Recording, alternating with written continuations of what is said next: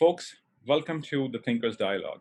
It's absolutely a pleasure for me to welcome a dear friend all the way from Toronto, Dan Breznitz.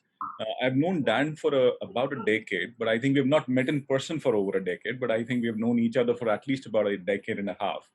And now, because of this pandemic, I think we just got connected together. I started reading his work, and quite interestingly, one of my very dear friends started talking about his book, Christian Kettles. Christian is again, you must have seen his session on the platform, and that's where it was. But other than that, if you really look at it, Dan is professor and Monk Chair of Innovation Studies at the Monk School of Global Affairs and Public Policy at the University of Toronto. He's also the co-director of the Innovation Policy Lab at the location. He's fellow of the Canadian Institute of Advanced Research, where he's co-founded and co-directs the program on innovation, equity, and future of prosperity. So that is where he talks about inequality, possibly competitiveness, productivity, how things go well. And then he has done 3 books. In fact, the books are Innovation and the State, Political Choice and Strategies for Growth in Israel, Taiwan, and Ireland, The Run of the Red Queen, and then third, Globalization. But most importantly, what we're really going to talk about today is his new book called Innovation in Real Places, Strategies for Prosperity in an Unforgiving World. I did go through the book. I must tell that it is an absolutely amazing read. In fact, I was able to go through it in about 5 hours. I just did finish that in one sitting. So it was just a wonderful story. And I was just telling Dan before the conversation that, there is so much application to his work in the Indian context. But having said that, we'll quickly dive into the conversation with Dan. I'm sure he will talk about a few things from the book. That is what we are really trying to keep the conversation around today. So, Dan, my first question, what motivated you to really look at this idea, innovation in real places? So, as the title, right, innovation in real places, I think says it all. So what happened as I was doing the other books that you mentioned, and I was singing the prizes of innovation-based growth in various places, which should be sang, and the role of public policy and entrepreneurs working together to make it happen.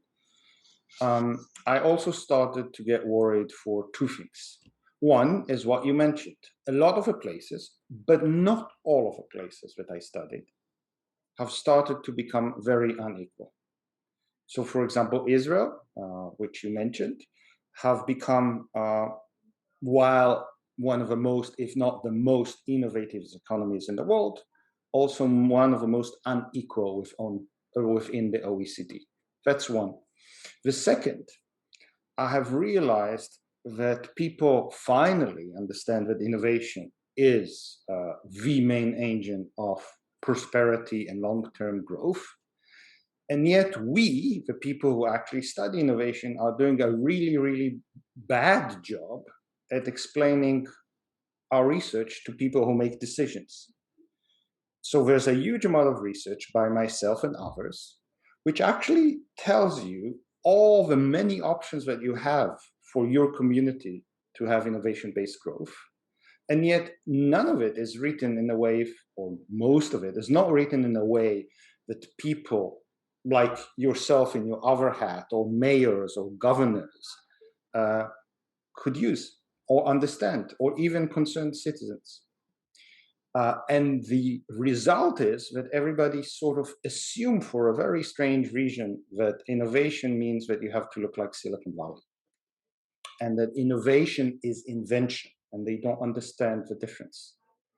So I sat down to write a book that translates a lot of my research and the research by others as to what does it mean to have innovation-based growth.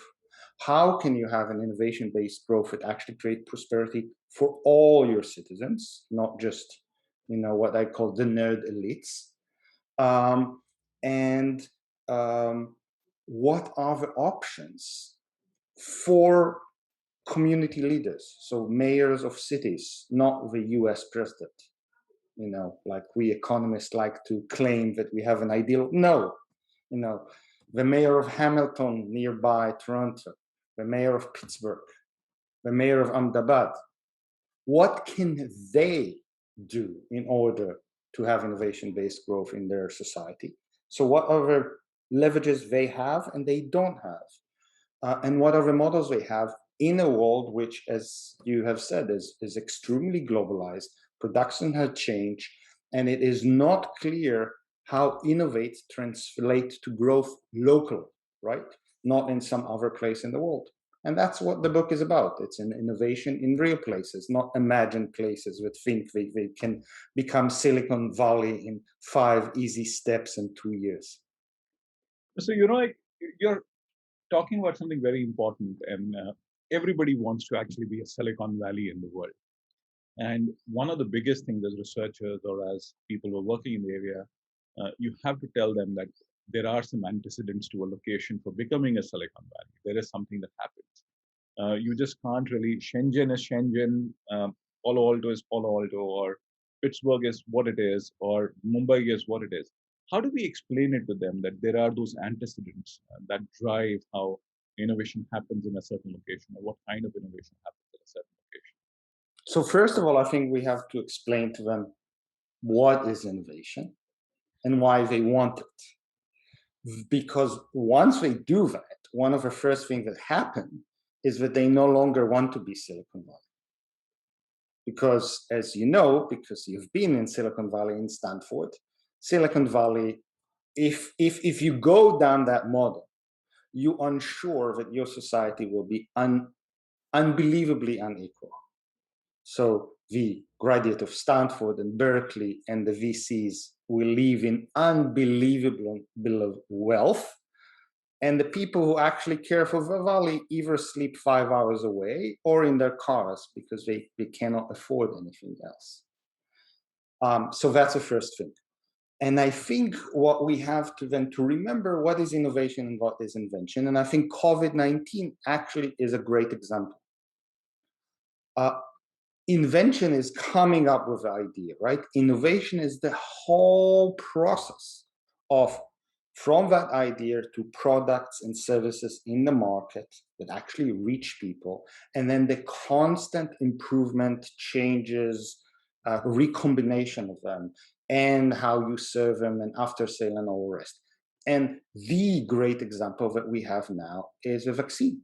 I mean, it's lovely to invent a vaccine, but the problem wouldn't be solved until you innovate all around the production, global production network, so every human on Earth actually have an access to vaccine. And that's where real growth happens. When the rubber hit the ground, not when you have 3 Stanford graduates writing another app to get you cooked food from your favorite restaurant in 5 minutes. No, that's very fascinating. And you also said something very important, and I have to ask you that question, and that was inequality.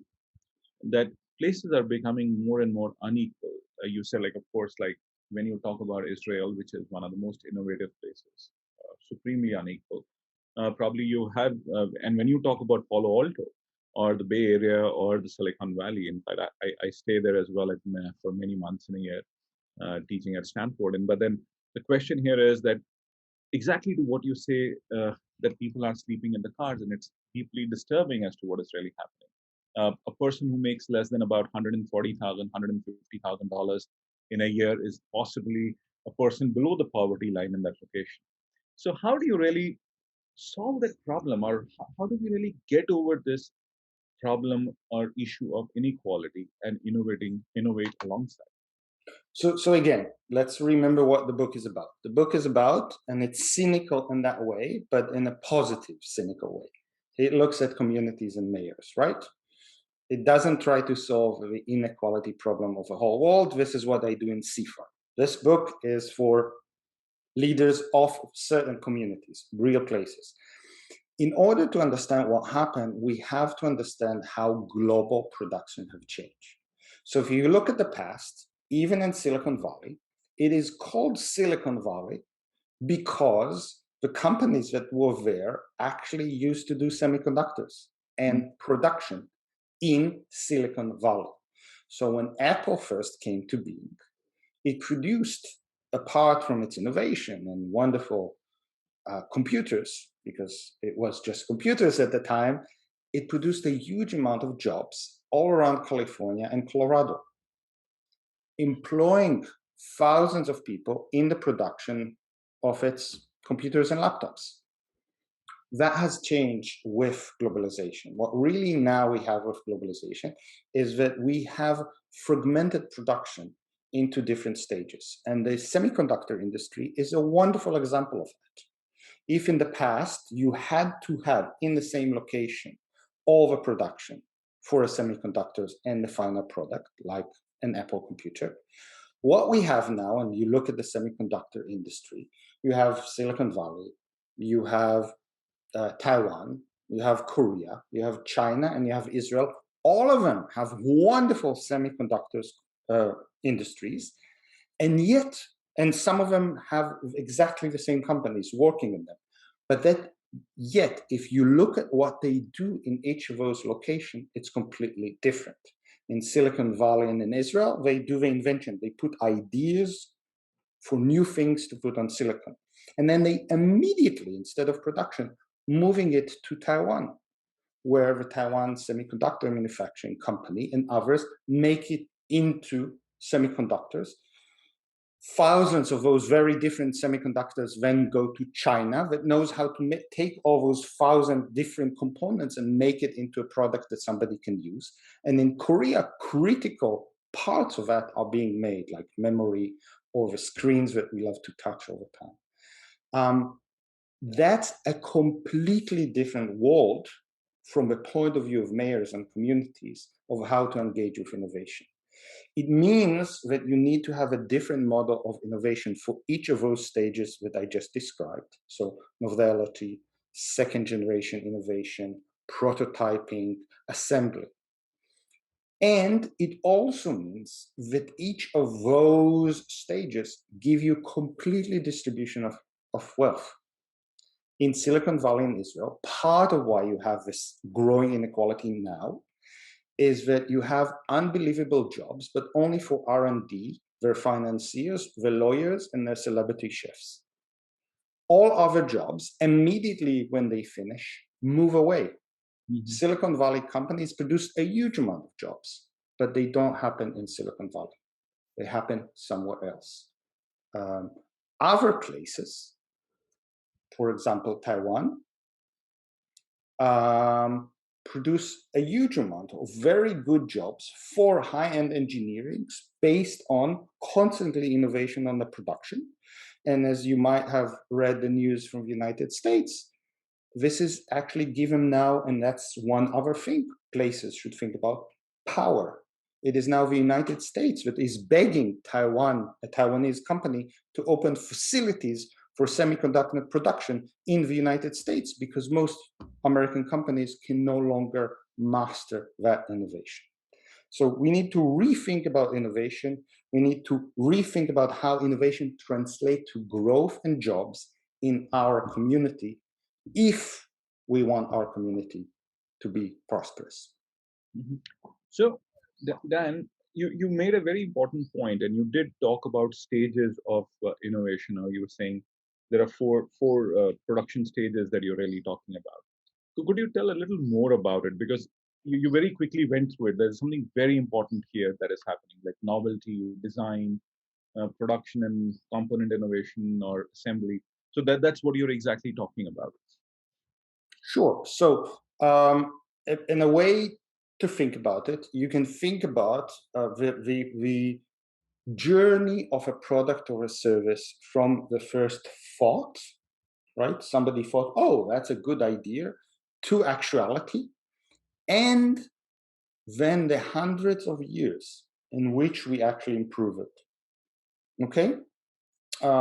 If you just think for a moment, because innovation doesn't stop, just think for a moment about things like bicycles and how much innovation and change we have seen them in the last 20 or 30 years, okay?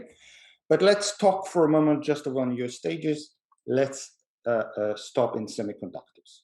So the first stage is the stage of, as I said, novelty. Somebody thinks about new things to do with semiconductors.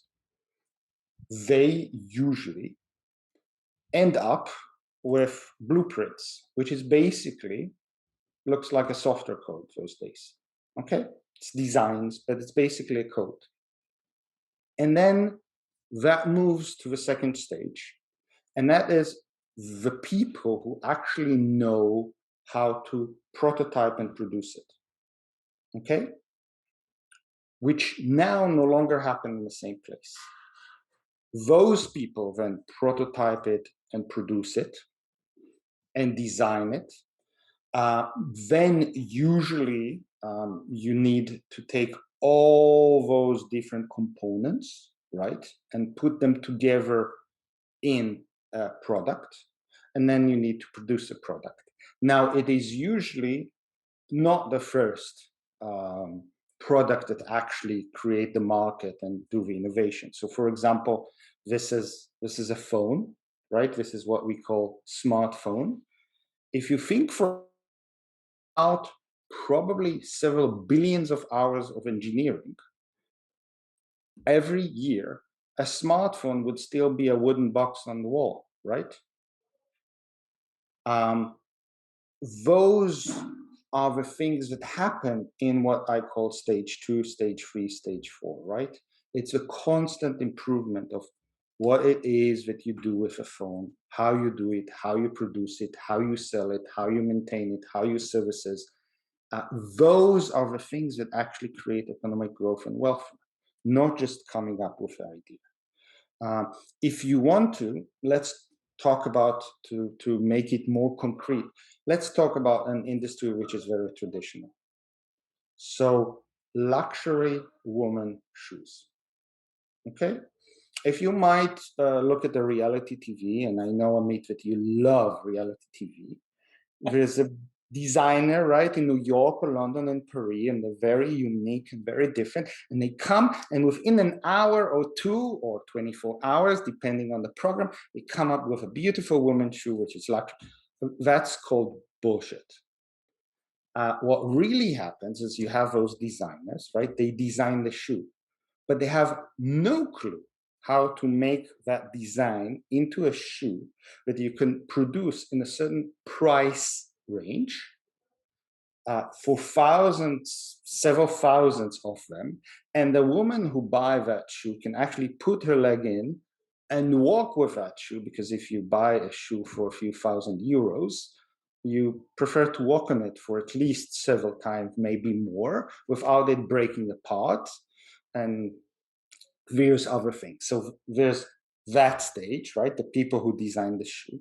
Then there's a prototypers and the assemblers.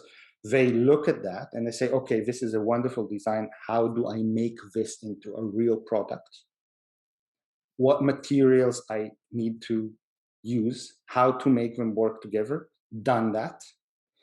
And then there are people who then figure out how to produce it for the thousands or hundreds of thousands, or in the case of electronics, billions. And then there are people who now figure out how to market it. So your wife, for example, will tell you, Amit, I don't like that shoe, but that shoe is really cool. And you're going to spend €4,000 buying that shoe for me. Thank you so much, dear.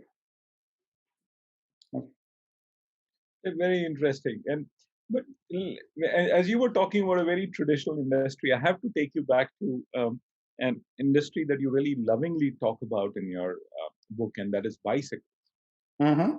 And you know, like what you're really saying is that even a very small thing like, say, bicycle gears, or what Mm-hmm. Shimano is doing, was something about real innovation, something very interesting because it transformed the industry. But then, how did the city, or how did the location really go about doing it? Because what I'm really going to ask you the next is, beyond this, is that in India, if I really want to juxtapose your thing or your idea to India, like we've had some great ideas that have emerged over a period of time, but we have not been able to take it to that global scale from a production point of view.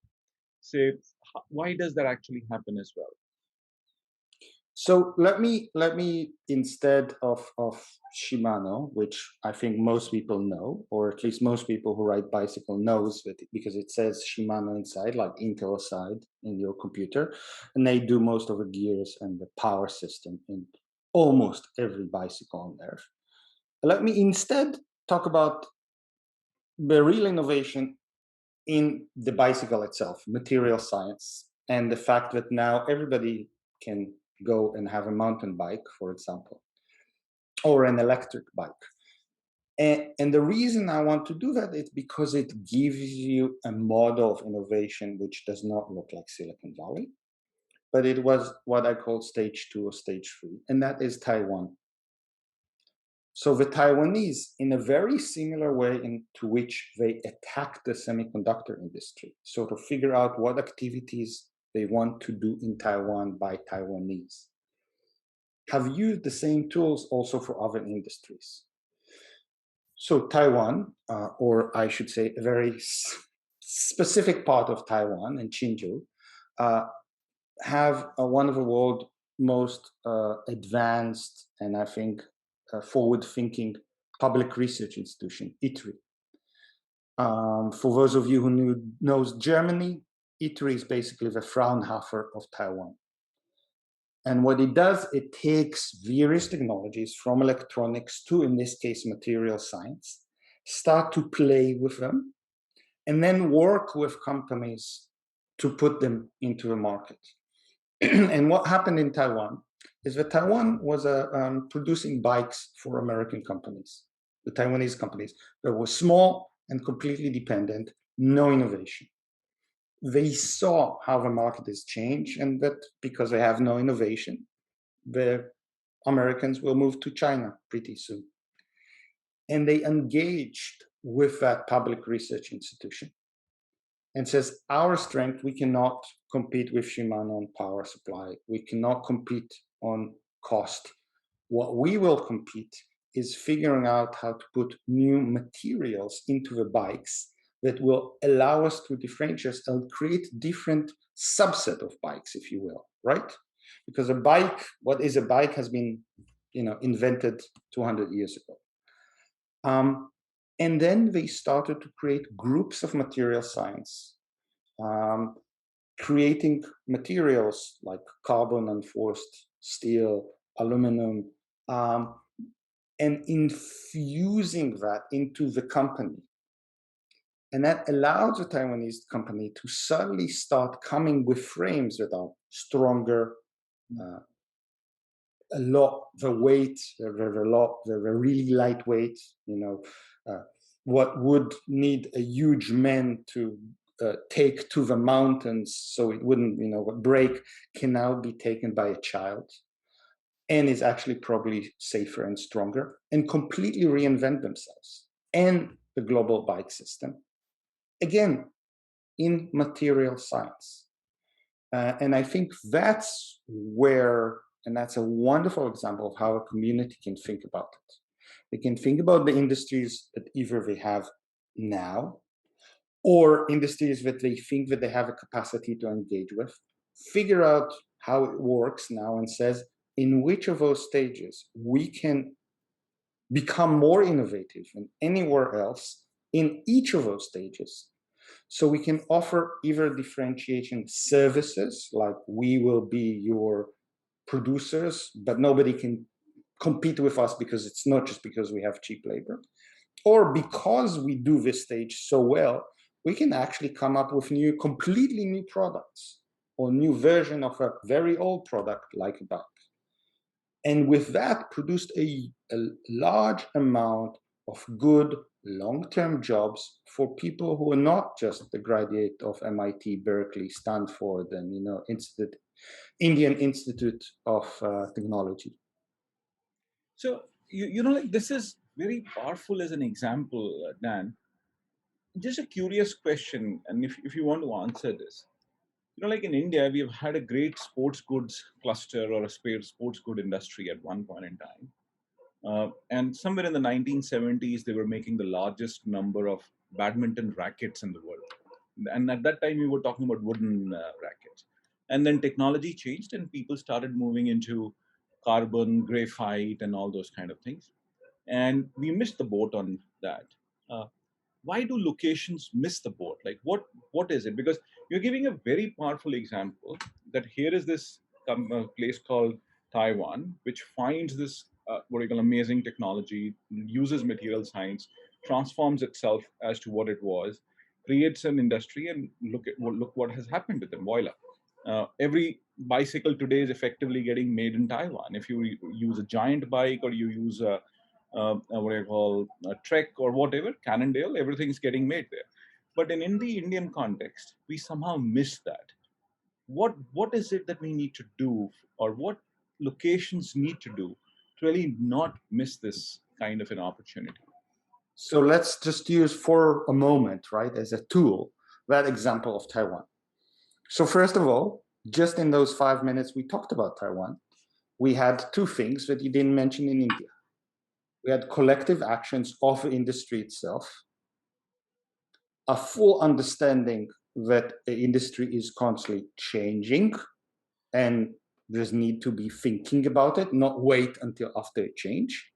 But then there's another thing, and that is a public research. In the case of Taiwan, it's a public research institute or a public agency in a public policy that work with them together and basically allow that industry to recreate what you and I will call public or semi-public goods, constantly infuse innovation into the industry, help collective action, and help the industry co-evolve in tandem with a global industry, sometimes actually before the global industry.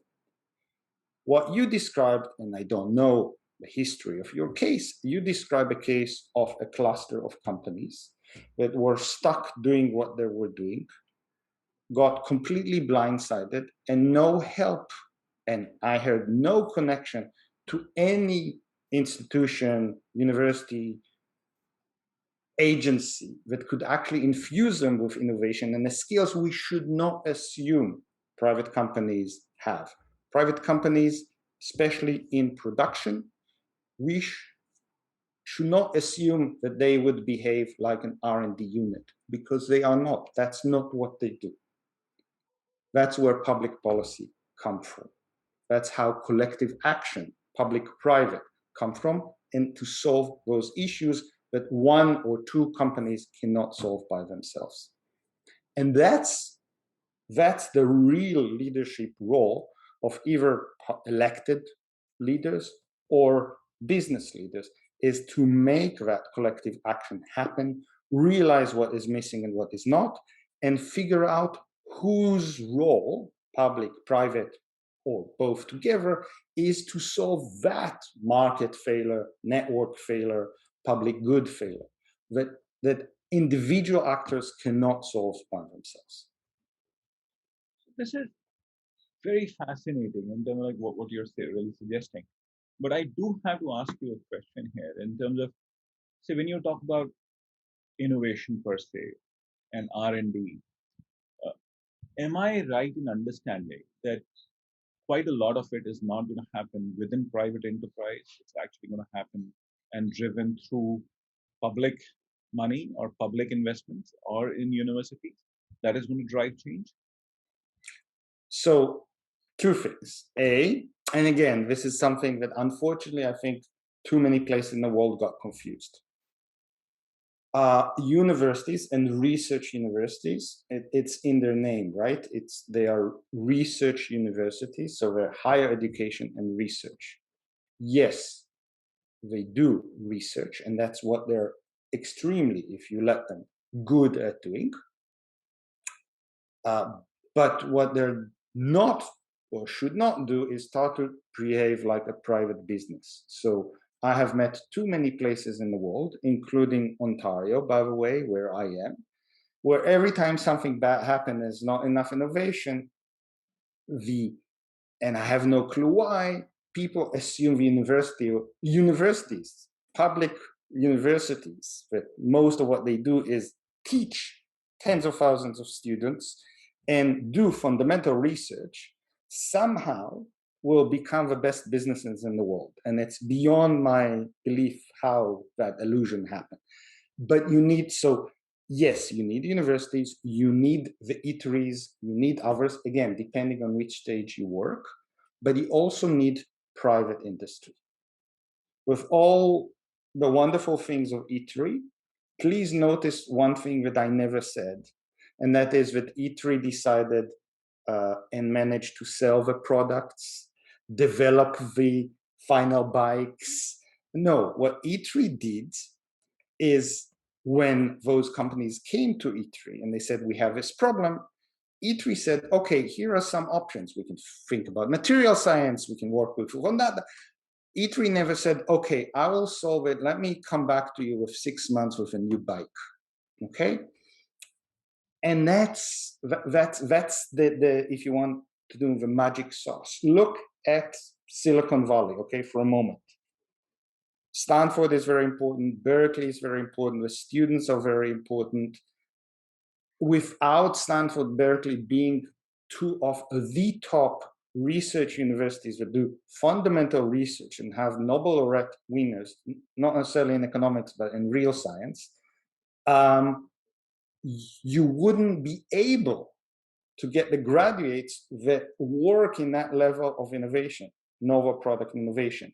But those graduates and those companies don't stay within the universities, right? You need to figure out for yourself and your communities where do you play, what should be the role of private companies. If you're in Silicon Valley, you should assume that those companies will do much more R&D and much more high level R&D. If you're in an assembly stage or second generation innovation stage, yes, they'll do a lot of R&D, but it will be a very different R&D. You should not even assume that they have the capabilities of going into the labs in Stanford and immediately understand the research, which is what basically happens if you now take Google research and bring those people to university. It's more or less the same people. That does not happen if what you want to do is to produce luxury shoes for the next 200 years. Mm-hmm. So interesting, Dan. But coming to this whole process and how things really happen, like given the pandemic, we've had a very what I call difficult time across the world. But there's something very beautiful that has happened in terms of saying that the vaccine got developed in very, very quick time. In once the pandemic started, when people realized that there is something that is happening, and when WHO declared the pandemic in March to something like a vaccine happening in absolutely no time. And today there are countries which are going to get fully vaccinated in the next few months and everything. How do you really look at the process there from your perspective? What happened? Because it was also a collective effort across the board. It couldn't have happened in one location. There was so much that is happening, and how does it really get attached or looked at from a lens of what you call as the transformation that has actually happened in the world, and you use that idea, the transformation or fragmentation of production. Sorry, not transformation. Yes. So let's be honest and look at the Operation Warp Speed, right, by the United States government, actually even the Trump administration. And most people focused on the high end. Oh, look what they've done with Moderna, mRNA, and all the rest. What almost everybody missed is that in order, let's just talk about the mRNA vaccines. You had to develop a completely new set of technologies from the vial and the glass in which you actually hold those vaccines, right? Cooling and all the rest. And you look at what Warp Speed has done. They didn't stop just with Moderna and helping them develop the vaccines. They figure out what are the needs for that vaccines to actually be distributed. And they engage with companies all around the production network. There's a beautiful story by one of my co-authors, David Adler, which I hope he will publish soon, on a company which basically is called CIO2, which if you know chemistry, you know what it means. And what they did is develop a whole new set of vials. So you and I and everybody else can get the mRNA vaccines, right? They can take the mRNA vaccines and move it around the world. And I think that's what was beautiful about this vaccine, and maybe some of it not beautiful about vaccines. So the beautiful is when we realize the fragmented production and realize we need to work not just with R&D in the universities, but also with the people who produce not just the vaccine, but even small components of the vaccines, collective action and innovation all the way.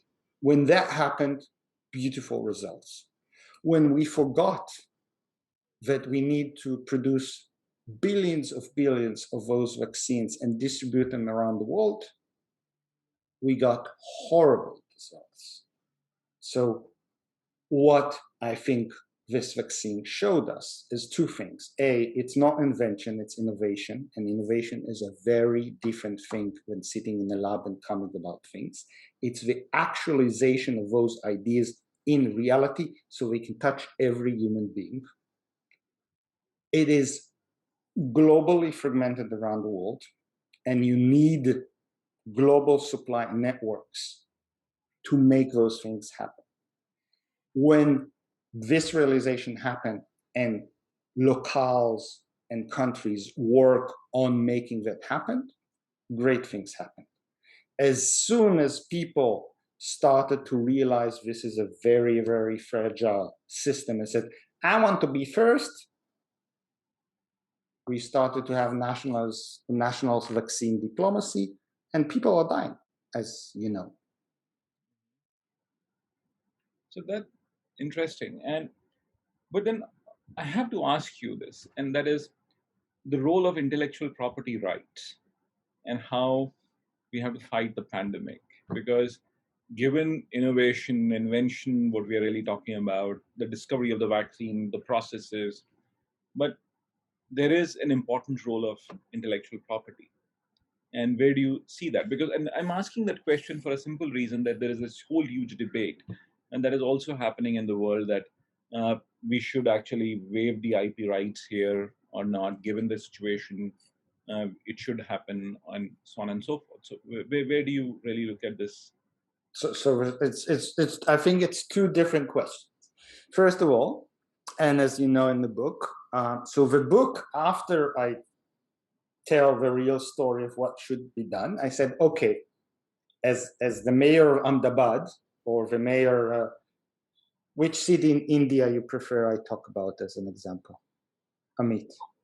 Oh, you can talk about Bangalore, Ahmedabad, Delhi. Okay, no problem. So as a mayor of Bangalore, there are 3 domains on which as a mayor, or even the governor of that state, you have, or even as a prime minister of India, you have 0 control.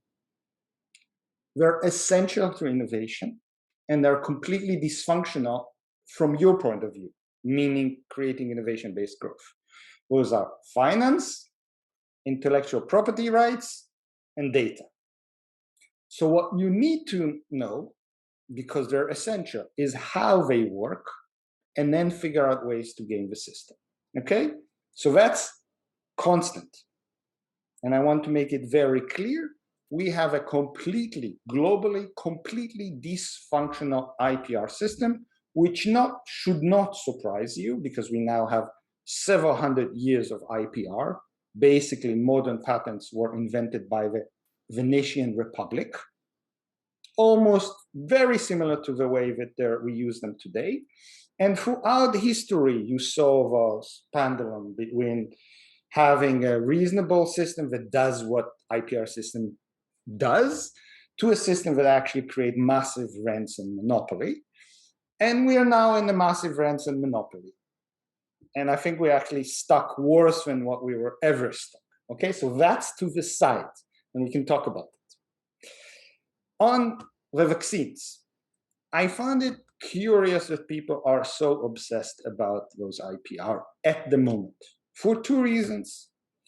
A, I'm not quite so sure because it was so fast that there's a lot of patents and IPR already, granted for those things. As we both know, there has been already a reverse engineering of the vaccines by Moderna, and anyone who wants to know exactly how it is made, what the molecule is, not how it is made, sorry, can just go online. The problem is not that. The problem is in the production. There are very few companies in the world that operate in a very few locales that can actually produce mRNA, and even those companies cannot produce enough. So waiving the IP, at least on those two vaccines, I know that the third one is coming because I know who's doing clinical where, and it will be probably, the next one will be fully German mRNA vaccine, which might, by the way, explain why the Germans don't like to waive patents at the moment, because they haven't yet made their profit, but that's just cynical to the side. The problem is not that if I'll give you all the patents, suddenly we can produce billions of vaccines in Ghana and Central Asia. We can't, because the real problem is in the IP, if you will, the intellectual property, the tacit knowledge, and the capital equipment of making it. Maybe we can do something with the old technologies. Maybe if we waive the patents, generic drug manufacturing, again, especially for the old technologies, can come up with within several months, vaccines. But that's not the really roadblock. And I'm, as a slightly cynical political economist, just wonder whether this is not a diversion. And if people are really serious about having more vaccines, why not invest in massive production infrastructure for those vaccines in more locales, instead of wasting our time talking about waiving patents that no company from a developed country can utilize in the next 5 years?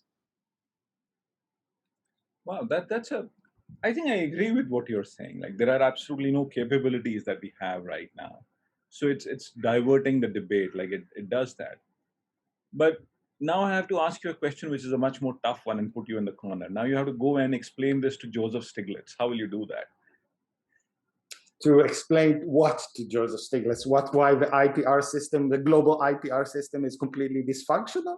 Yes, that's what he says. And then he says, like, we should remove all barriers, and that is going to be one of the ways of solving the problem. So maybe in the long term, I don't know about all the barriers. The problem, as I said, and will say to Joe if I meet him, I don't think I have met him for 8 years now. So the two of us are also not alone. That this is lovely, Joe, but unless you also fix all the capabilities of the fragmented production of the vaccines and fix them extremely quickly, just waiving the patents would not work. Mm-hmm. If you're talking with me, Joe, about how do we ensure innovation-based growth and the opportunities to have innovation-based growth that create wider prosperity all around the world, yes, I'm completely with you. We have a dysfunctional IPR system, which no longer does the two things that an IPR system needs to do. And the things that the IPR system needs to do is to give incentives to innovators so they will innovate more, but at the same time create massive and wider diffusion of said innovations. Because as we just said, if innovation is not diffused, if the vaccines are not given to everybody, who cares? There will be no good spillover, right? A lot of it, what innovations does is what we in economists call spillover effects, positive spillover effects. For a less technical term, wide diffusion. So everybody can access and play with it. A good IPR system does both, right? If you look at the old patents, and in the book I use the Levi's patents, Once you read the patents, you knew how to make jeans within, if you're a tailor, within 2 minutes.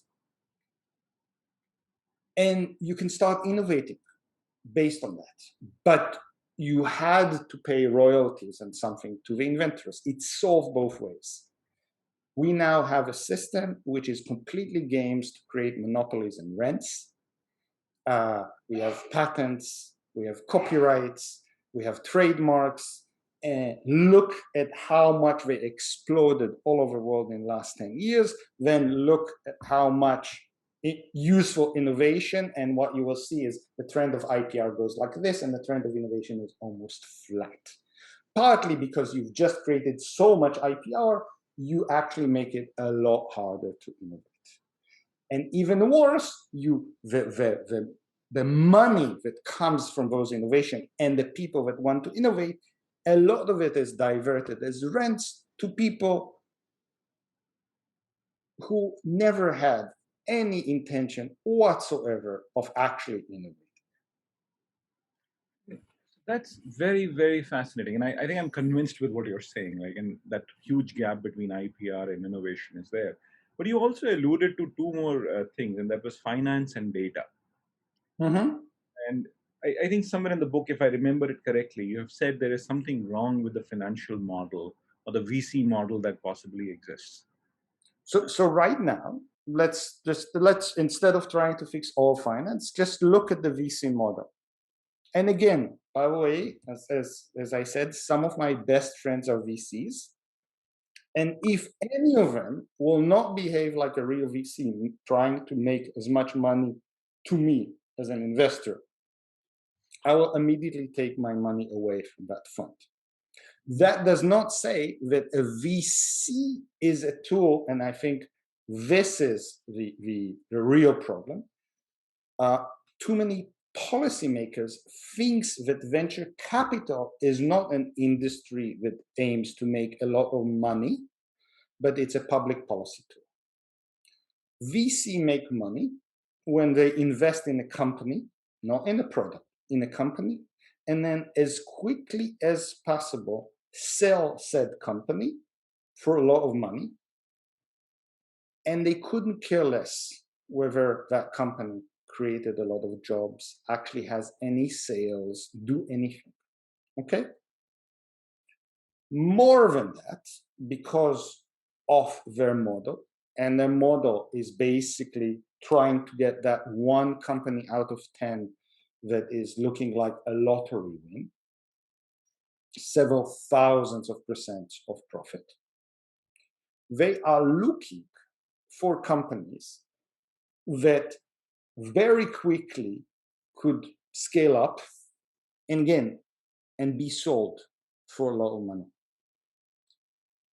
Those are exactly the companies in Silicon Valley that will not invest a huge amount of money in very slowly growing, in capital equipment, in production facilities. Those are the companies that concentrate on high-end R&D, coming up with a product that they don't produce, selling it, and then running as quickly as they can to a financial exit. Mm-hmm. Most of them prefer being bought than going through an IPO, because then you can just retire with a few $1 billion. That's very good, but what does that model now entails is that the VCs will give a huge amount of money to the people who just finished the best universities on earth, so not exactly the people you and I should worry about. Mm-hmm. Those people, and that's basically what happened now in Silicon Valley. So you have a graduate of the best universities on a daily basis having wonderful jobs inventing stuff, basically earning wonderful wages. They also have a lottery ticket called stock options. So they might become billionaires, okay? And then you have everyone else.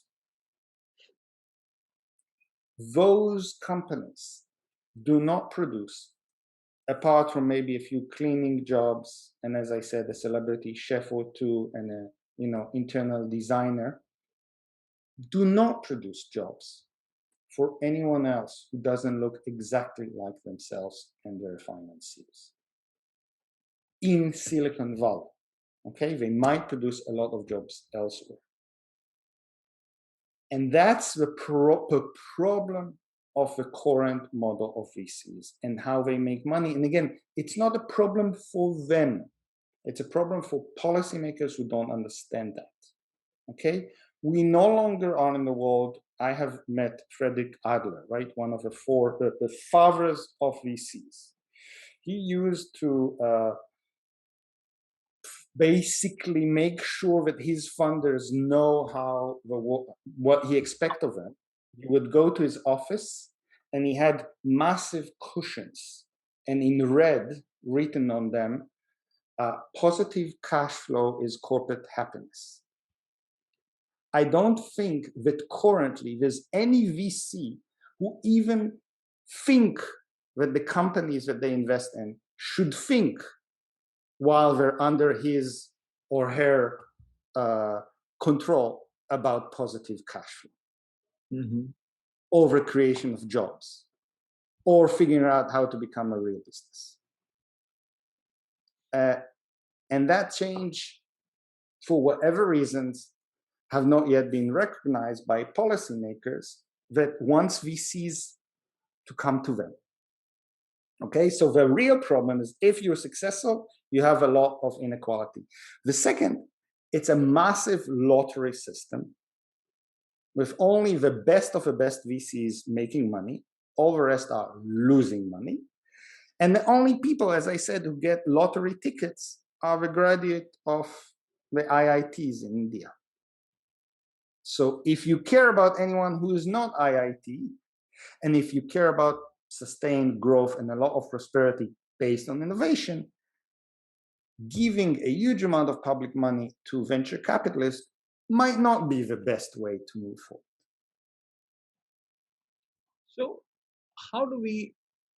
This is a very interesting point that you're saying that it's probably the wealth gets to some of the most intelligent people or the top institutions or whatever, and that actually in turn creates a lot of disparity. The valuations possibly are obnoxious, which we just don't understand as to why they're happening. And it does create inequality in turn. And so this model is somehow deeply flawed.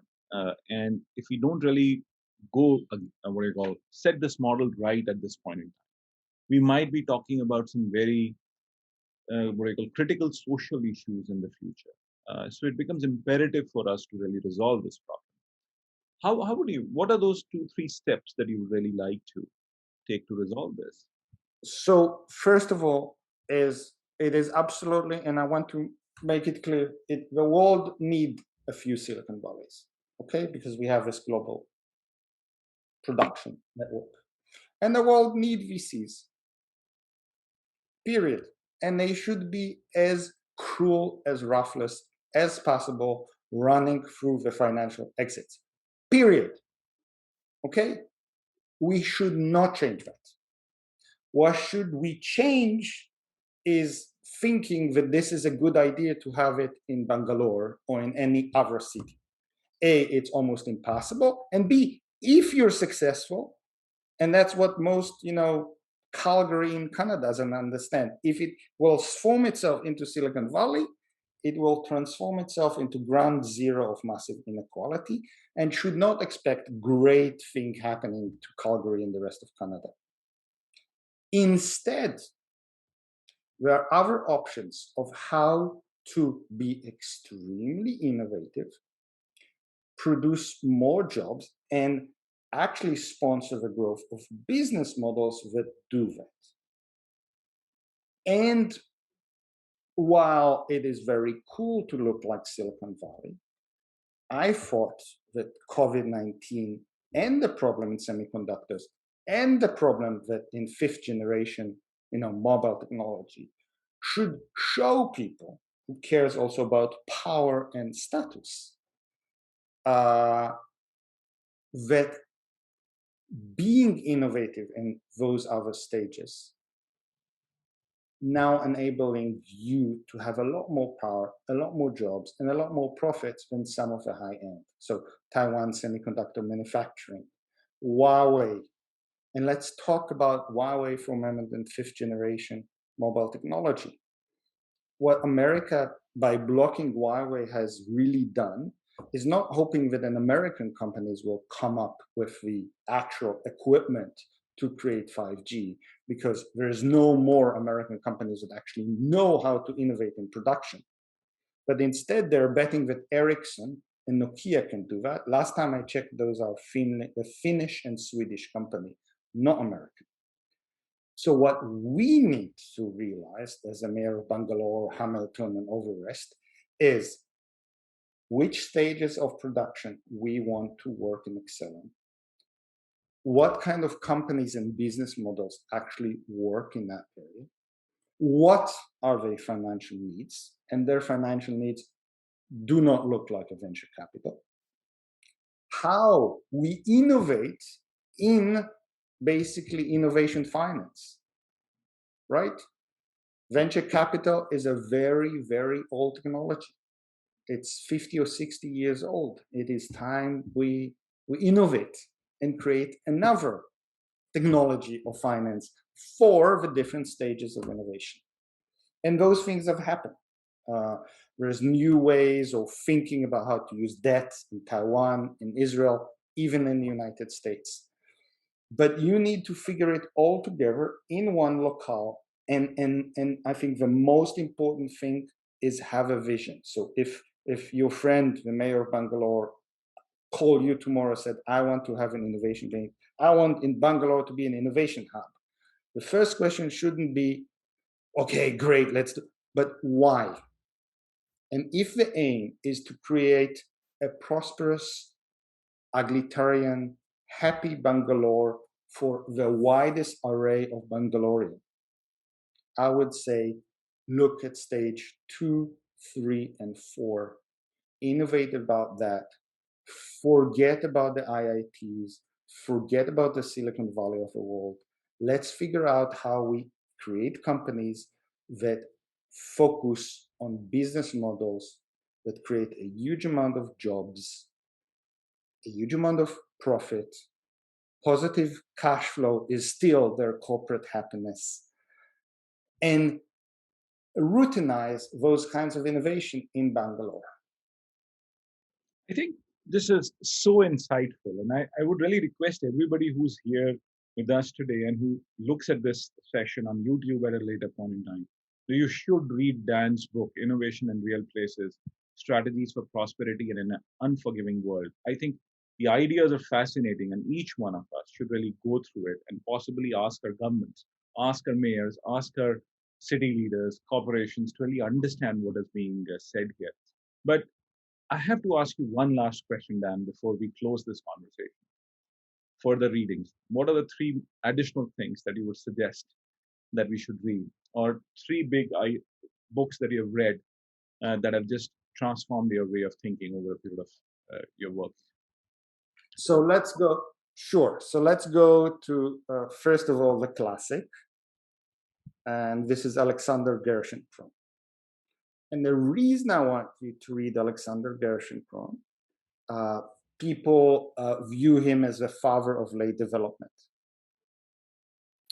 But one of the things that he realized that other people did not is that depending on your era, right, and where the technology is, you need to have different models of development. So in his case, if you read deeply into his work, he says, unlike what most mainstream economists or Marxists of his time say is, look at England or the US and then you can see the future for all. He says, no.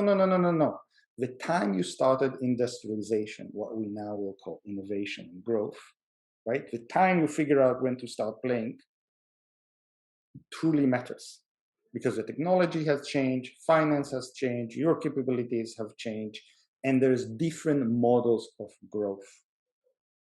Okay? And that's a very powerful lesson that I think has been forgotten when people, even his readers, have forgotten. A second, completely different, is I would highly suggest reading Polani, Great Transformation.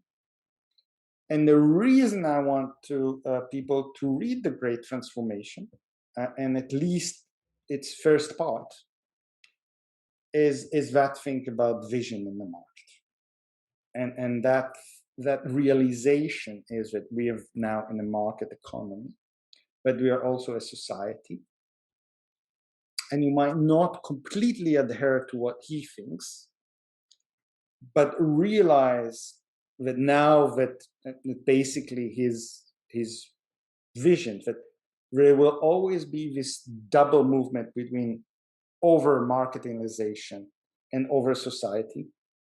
Both those extremes are not necessarily great, but once we move to a market economy, we need to figure this out. And if we go into one of those extremes too much, we should expect, even if things look great at the moment, massive political backlash because we are destroying our society. So when you think about innovation, growth, and all the rest, you also need to realize you're talking about human beings and society, and how do you create a successful market-based economy that does not destroy its society is a lesson I think we should learn. Last but not least, that's a tough one. Because I have only one book, you say.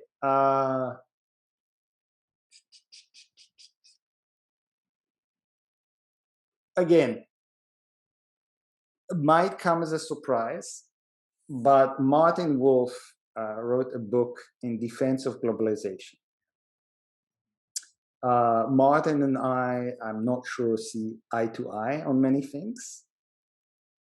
But I want all of us who, from time to time, want to destroy globalization, from a moment, think about the fact that globalization has meant that for humanity as a whole, life has never been so good.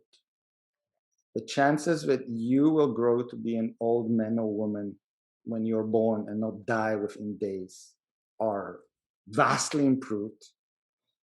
The richness of your experience throughout your life and the opportunity, if we manage globalization right, is vastly improved. Just think about it. A pandemic arrived a year and a half ago. We already have a vaccine. Yeah. So I want us to defend globalization, but in a more Polonian way, if at all possible. And this has been so fascinating as an interaction. I think a lot of philosophical ideas as to, I would really say, like very powerful philosophical ideas, very transformative if we are able to make an application of those. I think like we have discussed so many of these ideas, and if we are able to really, if a mayor is able to look at just 10% of it, it can actually start a series of transformations and things. And but then I think the end note in terms of like how we really need to defend as to what we really gained in the last few years, and not really go back to the relic of the past as Donald Trump was really trying to do or whatever. There are huge positives that are happening in the world. So I think we should maintain that. We should appreciate what is there. And I think it's the innovation which is going to drive a lot of things. But then the question is going to be, what are those pockets that we need to understand? What are those stages is what we need to understand. So once again, would request everyone to read Dan's book. Dan, thanks a lot. It's been an honor to have you with us. Thanks for taking out time. You're very welcome, and hopefully we can meet again in person soon, like humans should. Absolutely, and I should be traveling to Toronto sometime soon, and we should really catch up. Thanks, Dan. Be well. Cheers. Bye.